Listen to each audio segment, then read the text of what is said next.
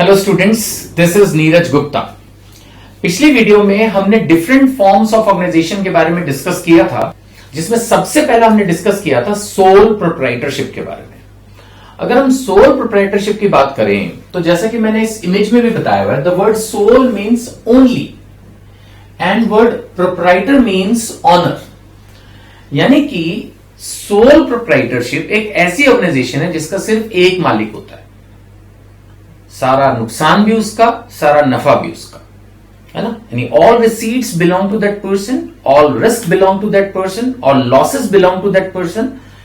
One person is the whole sole, nobody else. वो अपने employees रख सकता है, वो कितने भी काबिल हो सकते हैं। ऐसा नहीं कि सोल प्रोप्राइटरशिप में डायरेक्टर नहीं होते, मैनेजर नहीं होते, सब कुछ हो सकते हैं। कोई सोल प्रोप्राइटरशिप 100 करोड़ का बिजनेस भी कर सकती है। ऐसा लॉ में कोई लिमिटेशन नहीं है कि अगर आपका बिजनेस बड़ा हो जाएगा तो आपको पार्टनरशिप फर्म खोलनी होगी या आपको कंपनी बनानी होगी। आप 1000 करोड़ का बिजनेस करो सोल प्रोप्राइटरशिप में, कोई प्रॉब्लम नहीं है। लेकिन अगर आप सोल प्रोप्राइटर हो तो इसका मतलब हर तरह से जो भी प्रॉफिट है, लॉस है, वो आपका है, और बाकी के जितने भी लोग उस ऑर्गेनाइजेशन में जुड़े उनमें से किसी के पास भी ऑनरशिप नहीं है। They are simply only employees. Salary कम हो ज्यादा हो डिफरेंट बात है, but as such they only will be employees. और याद रखिएगा, सोल प्रोप्राइटर को भी कोई सैलरी नहीं मिलती, वो सिर्फ अपनी कंपनी के प्रॉफिट्स पर जिंदा रहता है। मतलब as such he is not entitled to receive any salary, he is only entitled for the profits. Now it's a form of organization. ये तो मैं आपको पहले बताया था, चैप्टरी फॉर्म ऑफ ऑर्गेनाइजेशन क्या, कि हम ये डिस्कस कर रहे हैं कि जो बिजनेस ऑर्गेनाइजेशंस होती हैं डिफरेंट, उनकी ऑनरशिप का पैटर्न क्या है। तो उनमें से एक पैटर्न है sole proprietorship. It is owned, managed and controlled, है ना। कंट्रोल भी होता है ना कि एक बिजनेस के ऊपर हम कंट्रोल रखते हैं, भाई क्या होगा क्या नहीं होगा, सारे डिसीजंस को एक आदमी ले रहा है।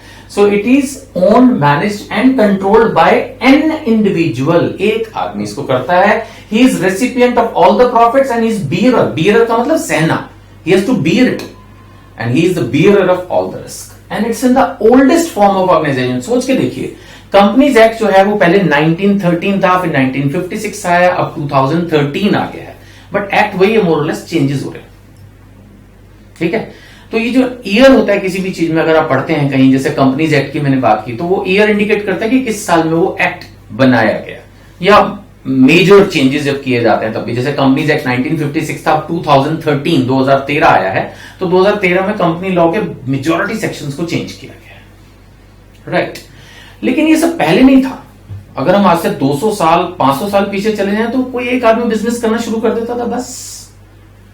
तो अगर देखा जाए तो जो oldest form of business organisation है वो है सोल प्रोप्राइटरशिप। एक आदमी बिजनेसमैन होता था, वो व्यापार करता था, सिंपलेस्ट है। आप अभी मुझसे पढ़ रहे हैं, लेकिन जब आप आगे पढ़ते चले जाएंगे, कंपनी के बारे में सुनेंगे, कोऑपरेटिव के बारे में सुनेंगे, थोड़ा थोड़ा मैंने पिछली वीडियो में बताया भी था आपको, तो आपको लगेगा yes, sole proprietorship is the simplest. वैसे भी मैं आपको बताता हूं कि जो गवर्नमेंट रेगुलेशंस हैं, जो गवर्नमेंट की रेगुलेटरी रिक्वायरमेंट्स हैं कि भाई आपको ये रिटर्न भरनी है, ये इंफॉर्मेशन देनी है, ये मिनिमम है सोल प्रोप्राइटर में। ऐसा नहीं कि नहीं है, गवर्नमेंट हर बंदे को कंट्रोल करती है, किसी को भी फ्री नहीं छोड़ती। लेकिन requirement, legal requirement, taxation related requirement, licence related requirement, registration related requirement, returns and documents जो गवर्नमेंट को सबमिट करते हैं उससे related requirement, all are minimum with sole proprietor. So it is the simplest form of organization and it is usually common in personal services. अब एक doctor है तो वो सोल प्रोप्राइटर ही बन जाएगा, वो कहां दूसरों को साथ में जोड़ेगा, नहीं। अब कोचिंग सेंटर वाले भी यूजली सोल प्रोप्राइटर ही होते हैं। ऐसे जो छोटे दुकानदार हैं, कोई दूध की डेयरी चला रहा है, कोई कुछ कर रहा है, गाय भैंस रख रहा है, कुछ भी कर रहा है।